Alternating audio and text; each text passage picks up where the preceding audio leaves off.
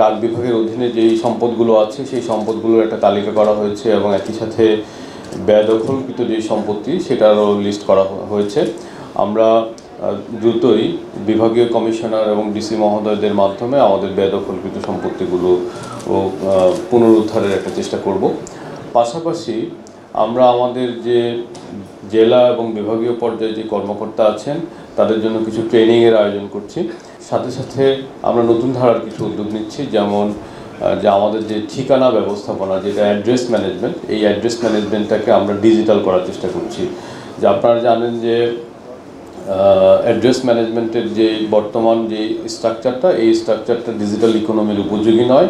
যেহেতু উপযোগী নয়, আমরা আমাদের বেসরকারি কুরিয়ার কোম্পানিগুলোর যে অভিজ্ঞতা, এই অভিজ্ঞতার আলোকে আমরা চেষ্টা করছি যে অ্যাড্রেস ডিজিটাইজেশন করতে, যেখানে এরিয়া কোড, স্ট্রিট কোড এবং হাউস কোডগুলো সমন্বিত করা হবে এবং একই সাথে অ্যাড্রেসের সাথে জিও ফেন্সিং করা হবে।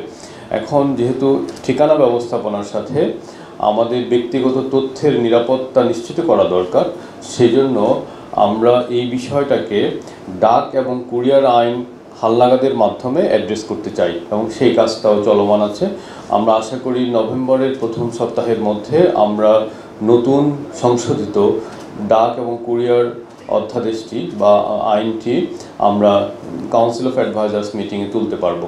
আমাদের ন্যাশনাল লজিস্টিক্স গাইডলাইনের দিক থেকে আমাদের ডাকের উপরে কিছু দায়িত্ব আছে।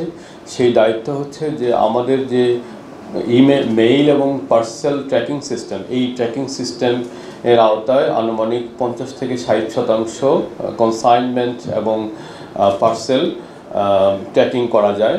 আমরা এটা শতভাগের কাছাকাছি নেওয়ার জন্য এই যে ট্র্যাকিং ব্যবস্থাটার সফটওয়্যারের মান উন্নয়ন এবং আপগ্রেডেশন সহ যত ধরনের উন্নয়ন দরকার সেগুলো আমরা উদ্যোগ হাতে নিব এবং এটা আমাদের একটা টার্গেট। ইতিমধ্যেই কিছু কাজ করা হয়েছে। এই সফটওয়্যারটিকে আরও এররলেস করার জন্য যে উদ্যোগগুলো দরকার সেটা আমরা হাতে নিব। এটা একটা জাতীয় টার্গেট এবং আপনারা জানেন যে এসডিজি গোলেরও একটা অংশ।